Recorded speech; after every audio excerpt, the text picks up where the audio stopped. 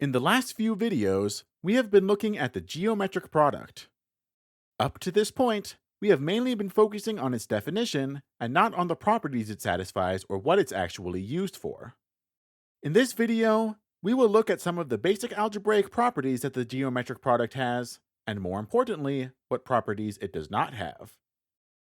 This video is a part of From Zero to Geo, a series where we formulate geometric algebra, an incredibly powerful branch of mathematics, from the ground up.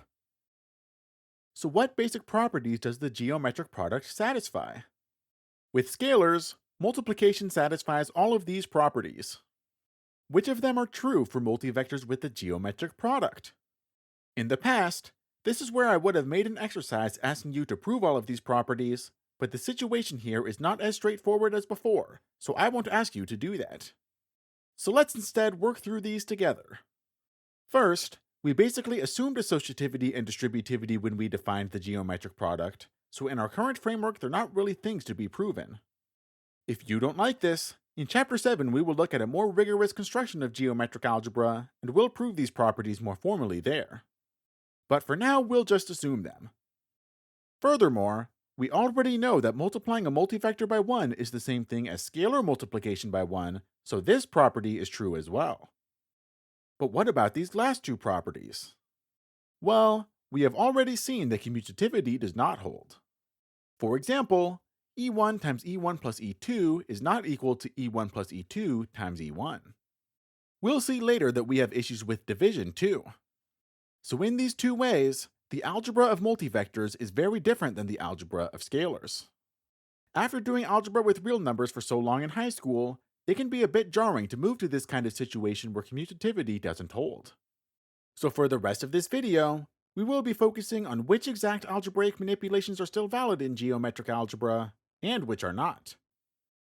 First, a very common algebraic manipulation in elementary algebra is to multiply an equation by the same thing on both sides. This is still valid in geometric algebra, but with one caveat. We have to specify whether we are multiplying on the left or on the right. If we know that A equals B, we can multiply on the left by C to get CA equals CB, or we can multiply on the right by C to get AC equals BC, but we cannot get AC equals CB. Furthermore, we can only multiply on the far left or the far right, and nothing in between. For example, if we know that AB equals BA, we cannot say that ACB is equal to BCA. The only things we can directly get are CAB equals CBA or ABC equals BAC. Like I said before, distributivity is still valid for multivectors. But you have to be careful about the order because commutativity is not valid. So while A times B plus C is equal to AB plus AC, we do not in general have A times B plus C equals BA plus CA. However, BA plus CA itself is still equal to B plus C times A. And the same goes for the reverse process, factoring. If we want to factor something, it has to be on the same side in each term. So we can factor A out on the left of AB plus AC to get A times B plus C, and we can factor A out on the right of BA plus CA to get B plus C times A, but there is just no way to do any factoring in an expression like AB plus CA. Furthermore, even if a variable is in the same place in two different terms, if it's not on the outside, we can't factor it. So it's impossible to factor BAC plus CAB, even though the A is in the middle in both terms. Another similar thing to be careful with is the FOIL method for multiplication of binomials. I've never liked considering the FOIL method as a special technique since it's just distributing a few times in a row, but I'll mention it here since I know it's a common algebraic technique. FOIL is still valid in geometric algebra, but once again you need to be careful about the order of the products in the resulting terms. So A plus B times C plus D is equal to AC plus AD plus BC plus BD. Make sure you have the terms ordered correctly and you should be good. From ideas like distributivity and FOIL, there are other algebraic identities that we often use for scalars, such as these two. However, they are not true in geometric algebra. The derivations of these identities use commutativity. Without commutativity, this is what we get after expanding. Since the geometric product is not commutative, this is as far as we can go. To make sure you understand these ideas, Let's do an exercise.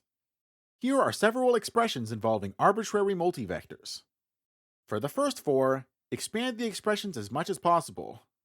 For the other four, try to factor as much as possible. Make sure you never swap any products while doing all of this. Please pause the video and solve these before continuing.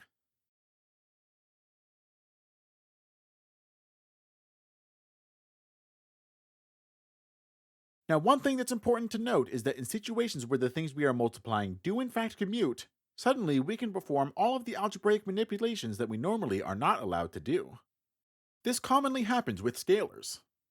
Even though we can't just pull variables around willy-nilly in an expression, we can still do it with scalars since scalars commute with all multivectors.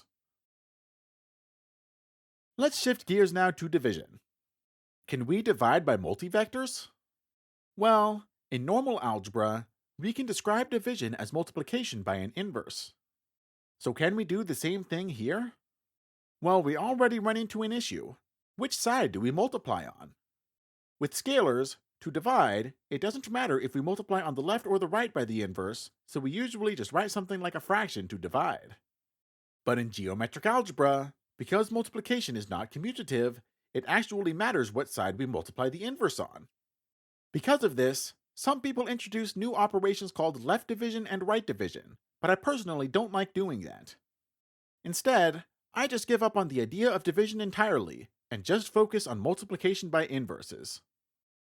However, since scalar multiplication is commutative, we will often still do division by scalars. Wait, if multiplication isn't commutative, can something have two different inverses, one for each side? Say we have a multivector A with an inverse A inverse such that A inverse equals 1. Since multiplication isn't commutative, isn't it possible for A inverse A to not be equal to 1? Well, it turns out that this isn't possible in this context.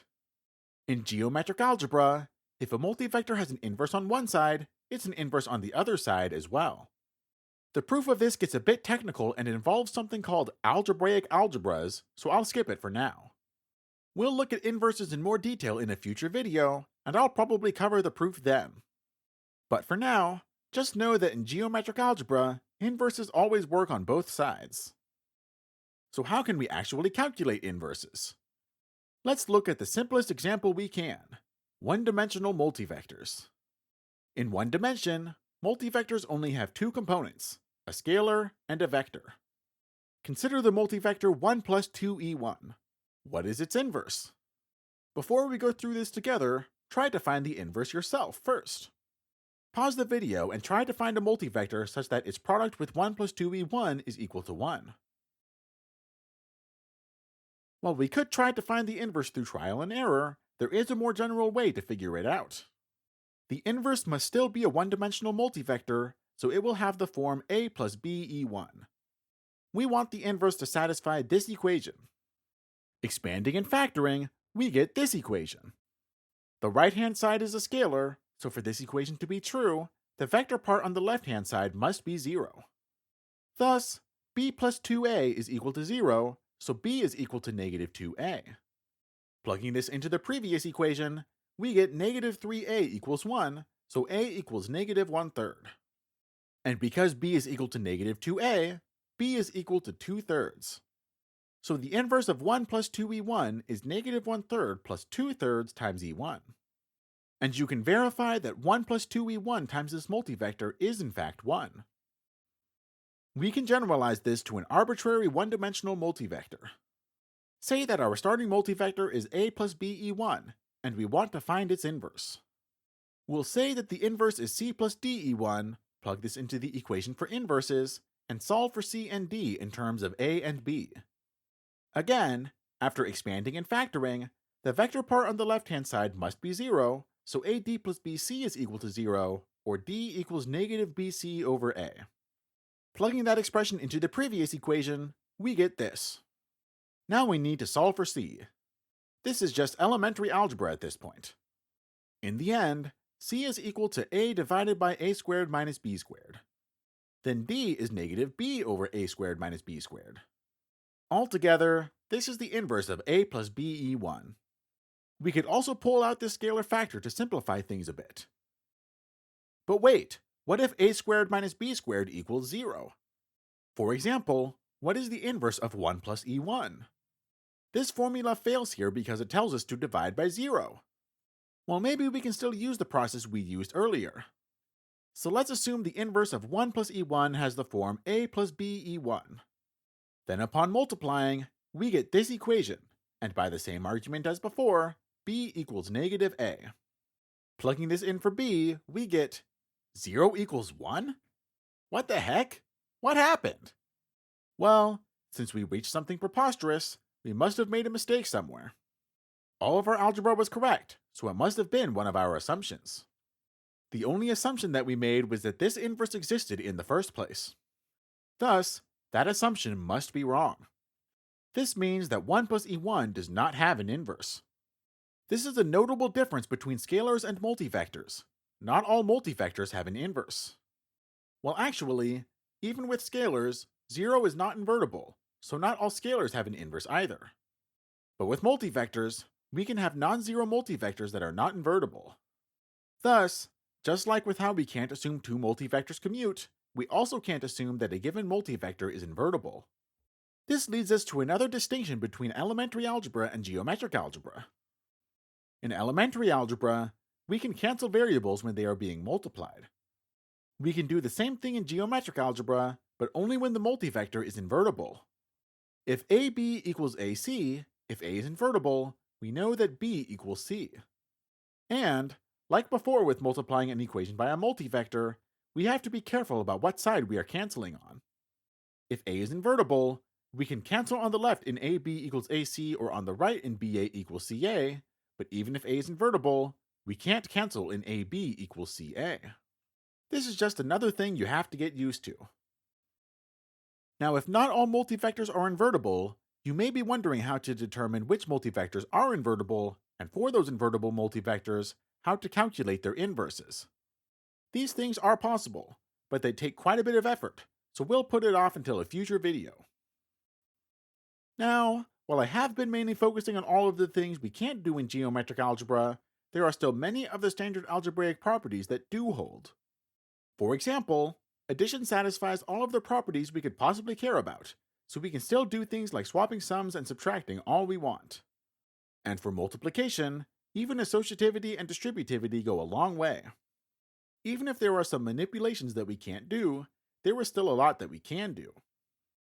While the geometric product has many more algebraic properties than what I have covered so far, we'll look at them in future videos. In the next several videos, we will instead be focusing on how the geometric product is actually used. Instead of ending this video in the way that I normally do, I'm going to give you an exercise that will lead into the next video. Consider these three vectors. Their product is negative 2e1. Here are all of the vectors drawn graphically. I want you to repeat this process for all of these sets of three vectors. Calculate their product, and then draw u, v, w, and u, v, w graphically. Do you notice any geometric patterns? Usually I provide the answers to these exercises right after giving them, but this time, I'm going to wait until the next video to go over the answers, because the answers will lead directly into the topic of that video. See you there!